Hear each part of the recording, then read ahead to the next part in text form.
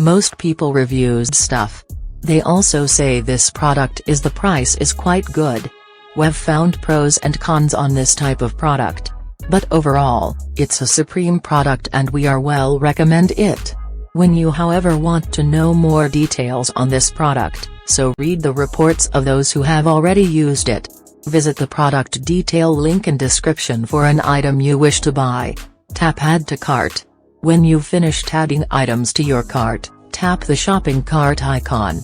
If you need to edit the items in your cart, tap save for later or delete next to the item in the cart. Tap proceed to checkout and follow the on-screen instructions. Review your order information and tap place your order to complete your purchase. You'll see an order confirmation screen when your purchase has been completed.